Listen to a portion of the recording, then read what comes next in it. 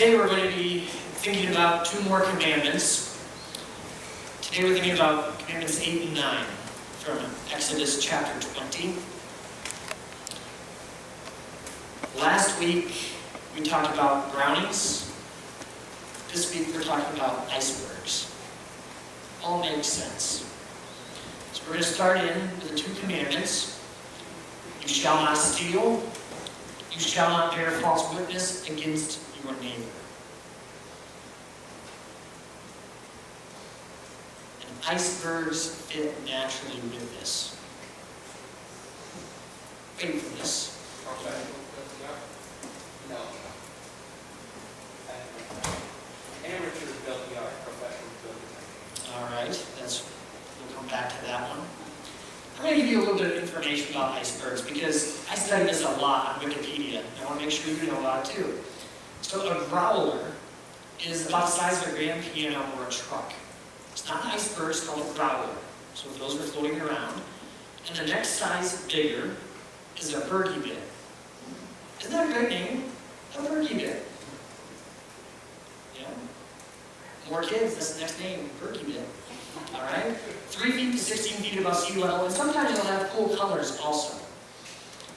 And then you have icebergs, like the infamous icebergs. And Jameson alluded to this. This is the iceberg that some people think the Titanic collided with. There were some paint marks on the ice that would match up with the Titanic, and some people wonder about that. With that sort of danger, we have the U.S. National Ice Center, because there needs to be awareness about where the ice is. So commercial fleets, Navy fleets, they track where ice is. See how this is fitting in with the 10 Commandments so far? It's lining up. All right. There's awareness, and there's also magnitude of icebergs. Iceberg B-15. I remember that day distinctly when it broke off in the year 2000. I'm sure you do also. This iceberg was almost the size of Connecticut. Square miles wise. 170 miles by 25 miles. That's a monster. And it floated around, it kept breaking up into pieces. 15 years later, in the year 2015, there's still a piece of it, 32 miles by 8 miles. That means that 6 Hebrons could fit on that block of ice. After 15 years, the magnitude is huge. And then we also know the rule of thumb with icebergs. You have about 10% above the water that you can see, and about 90% underneath. Ice is less dense than water, so it floats. Icebergs are made of fresh water, and they are floating in salt water, so you have a certain buoyancy. So you see about 10%. Here's the lessons so far. Awareness, magnitude, 90% rule. Guess where we're going with these two commandments? We're going to start with awareness. Awareness with you shall not steal. This is kind of interesting. The main thrust of this commandment is the worst kind of stealing. A prohibition against man stealing. Against kidnapping. Exodus 21, Deuteronomy 24, even the story of Joseph. Remember Joseph's brothers sold him into slavery? I don't think that was presented as a positive story that you should emulate as a family. Man stealing is what this commandment directly speaks to. I have to admit, at first I thought, well, that's neat. And then I was crushed by something. I was thinking about sins of omission. Human trafficking today. Every 30 seconds, someone is essentially sold into slavery through human trafficking. Every 30 seconds. Think about that. What have I done to take a stand against it? Maybe a sin of omission. Something to wrestle with there. But we know that there's also sins of commission. And there's more subtle forms of stealing people.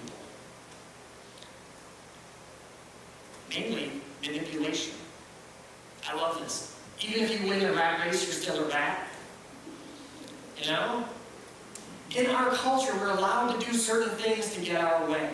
We're allowed to kind of manipulate people or say things or do things that are culturally acceptable as manipulating them.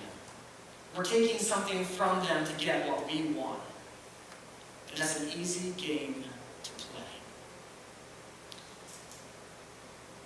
Now, when it comes to you shall not bear false witness against your neighbor, thinking of awareness of this, we're going to go captain literal on this. I wanted a cape, but they're all taken. So, think of me as captain literal. I want you to think of, you shall not bear false witness against your neighbor. Very literal. What is this referring to?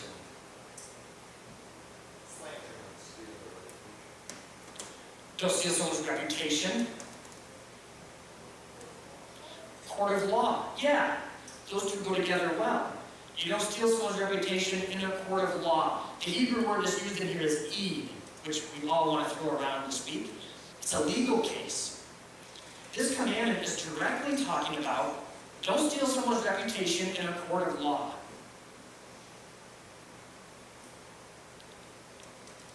Sandra spoke to this morning in the youth message.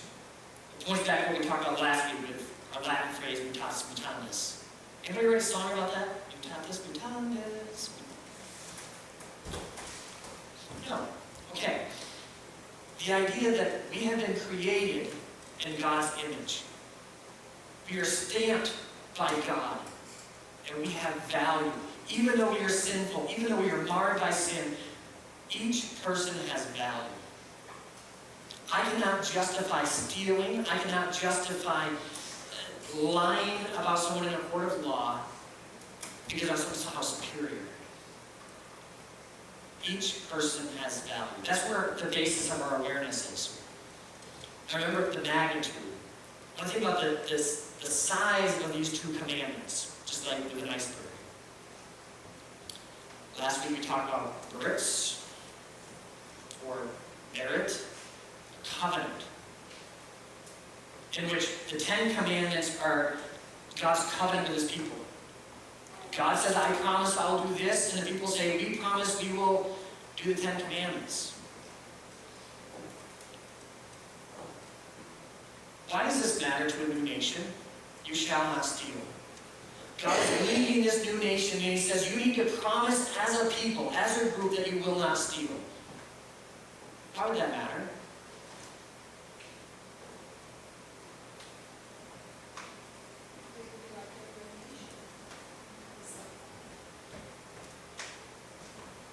I saw the lips moving, but I heard no sound. They would like all the other nations. Okay, so they wouldn't be set apart. They'd be sort of an average nation. If you're going around stealing people, you're probably not going to have a great nation. If there's no security within your nation, it probably won't go well. I don't sleep well at night thinking someone's going to come and take me, usually. So it's a very basic foundation for the nation. And bearing false witness is similar. There needs to be justice. Now let's think about the lying thing. We're not supposed to say something about someone in a court of law that will damage their reputation if it's false. Remember what God said about him? You shall not take the name of the Lord your God in vain, for the Lord will not hold him guiltless who takes his name in vain. See the intersection? We are not to use God's name to say, you can believe me because I'm going to use God's name here, because then you'll really believe me. I'm not really telling the truth unless I use God's name. God says, don't do that. Let your yes be yes. And in the same way, when we talk about other people, it needs to be honest. For those of you who endured last week's sermon, remember cardia? You remember what it is? You do. You're going to hide it so someone else can answer it. It's the heart. Yes. Here's the heart issue of these two. 90%. You shall not steal. So on the surface, we know, okay, don't steal. Man stealing, whatever. But we also know that this has broader implications. We shouldn't rob a bank. And I think I've got this pretty. And let's start thinking about some of the implications for this. Stealing from work. Just a few things that no one will ever miss. They owe it to me because I worked more than I should have, and I never got paid. Or maybe I don't give all of my time truly at work. Or with the IRS, maybe I won't claim I don't my income. What about those things that have labels on them about anti-piracy and not making copies of things you shouldn't make copies of? Could that be stealing? Or Something to think about there. But God has a lot more in store than just avoiding stealing. Leviticus. When a stranger sojourns with you in your land, you shall not do him wrong. You shall treat the stranger who sojourns with you as the native among you, and you shall love him as yourself. For you were strangers in the land of Egypt. I am the Lord your God.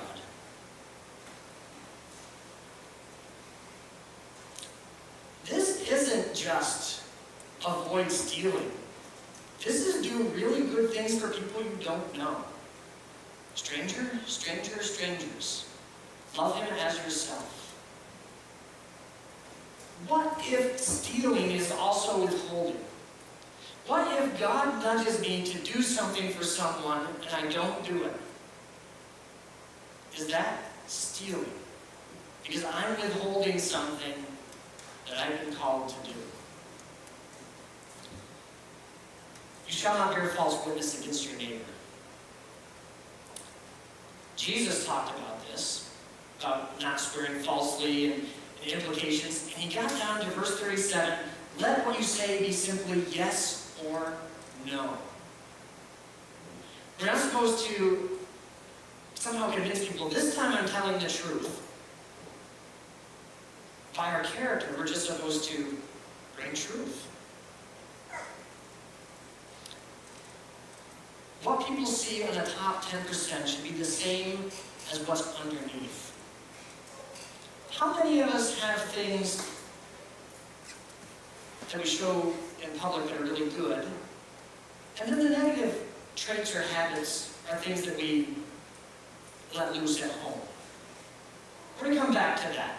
That's sort of what we're thinking about. Because a hypocrite is someone whose top 10% is what's shown, and underneath is something entirely different.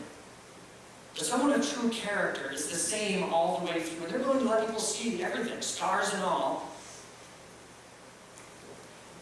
We'll come back to that. Illusory superiority. We overestimate our abilities.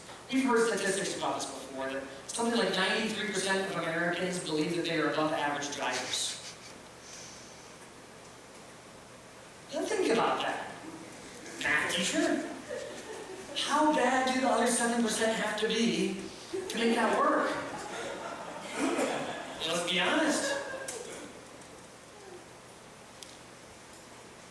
How about with these two commandments?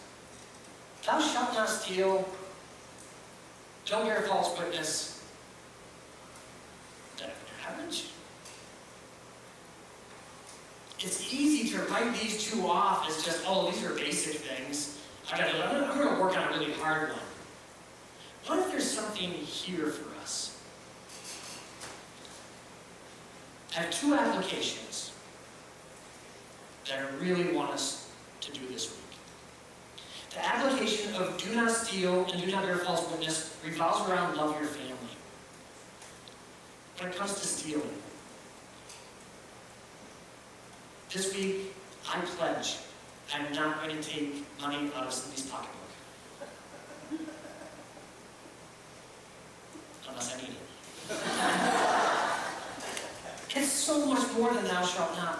What if, you think about the withholding thing, what if this week we're going to tangibly do something for our family, someone in our family, in which we love them extravagantly. Maybe it's doing a day trip. Maybe it's just spending an evening talking together because we haven't had a chance to talk in a long time.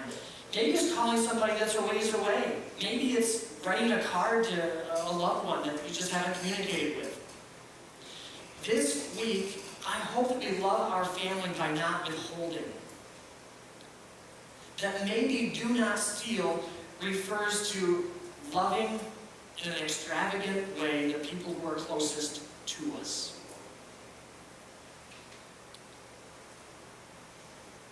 Do not bear false witness.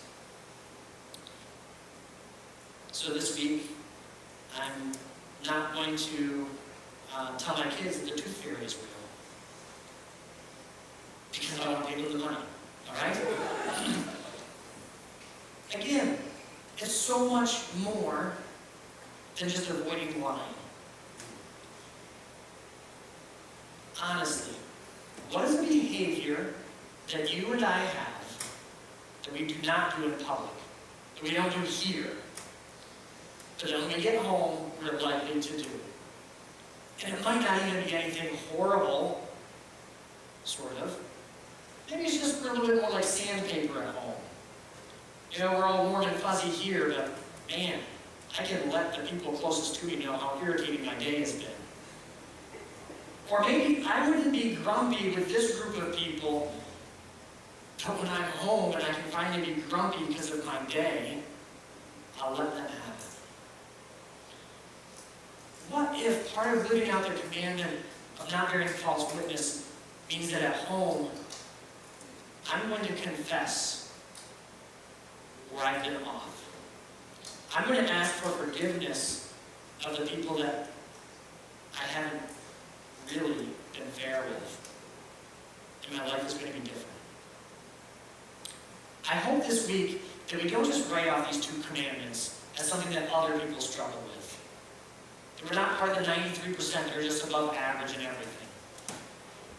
That we honestly love our families extravagantly. And that we confess where we've been wrong.